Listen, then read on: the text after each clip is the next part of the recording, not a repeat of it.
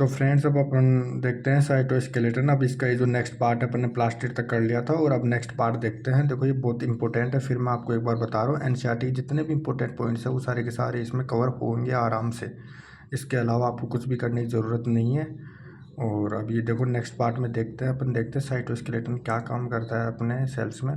Cytoskeleton के बारे में बात करते हैं। An elaborate network of filamentous proteinous structure present in the cytoplasm is collectively referred to as the cytoskeleton.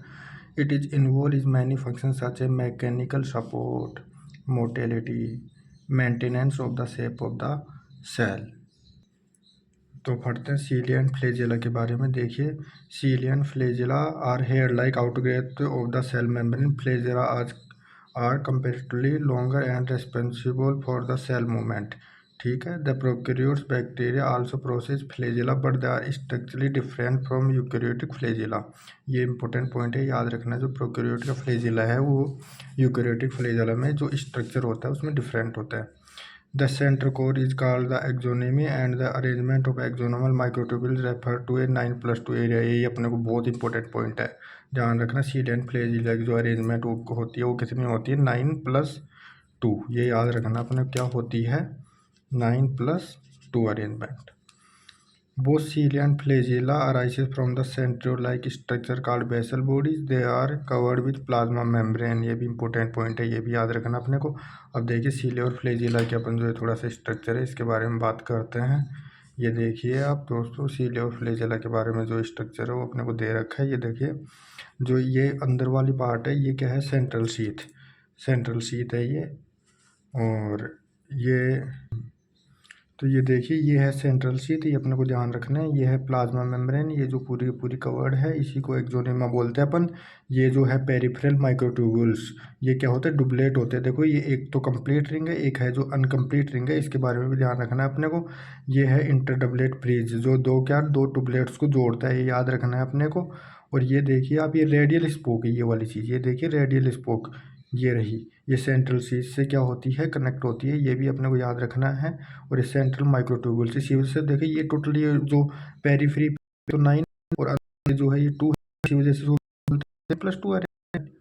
Simple, ये याद रखना है। ये देखो ये एक ये अपने को डायरेक्ट रखा है पर इसमें क्लियरिटी है।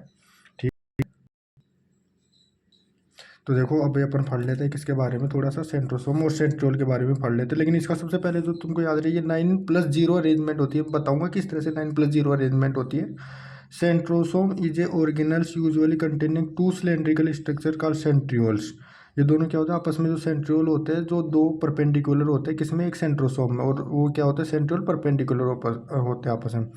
दे are surrounded by amorphous pericentriolar material and perpendicular to each other. ठीक है।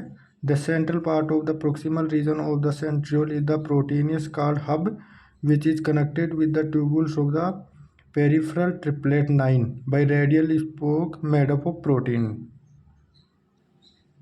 तो देखिए दोस्तों अब अपन इसके बारे में देख रहे हैं थोड़ा सा स्ट्रक्चर। मैंने रफली स्ट्रक्चर बताया, ये सारी मैंने जो ट्रिपलेट है सारी नहीं बनाई। ऐसी ट्रिपलेट कितनी होती है, 9। ठीक है, अपने को ये याद रखना 9 होती है। और ये देखिए जैसे इनको नाम दे सकते हैं अपन ABC।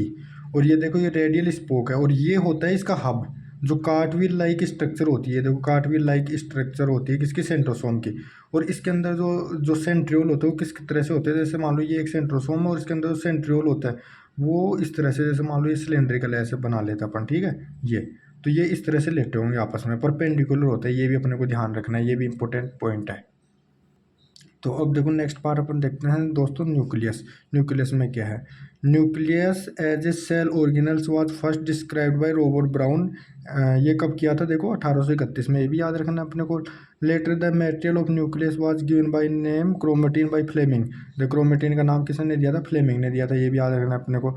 Interphase nucleus has chromatin nuclear matrix and nucleolus nucleus as a the membrane and the space between 2 membrane is, क्या बोलते हैं इसको, पेरीन्यूक्लियर स्पेस। 2 मेम्ब्रेन के बीच की स्पेस को क्या बोलते हैं, पेरीन्यूक्लियर स्पेस। ये भी इंपॉर्टेंट है।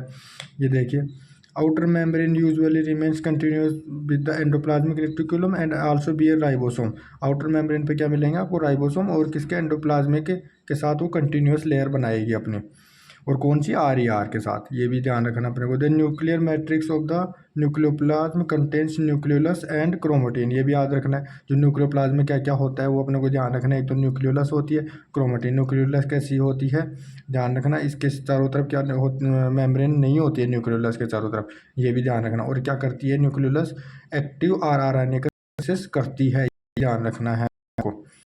Do different phase of the cell division, cell chromosome chromatin content some basic histone some non histone and chromatin में क्या क्या होता है, एनए होता है, हिस्टोन है और नॉन हिस्टोन, सब कुछ क्रोमोसोम में होता है, याद लीजिए।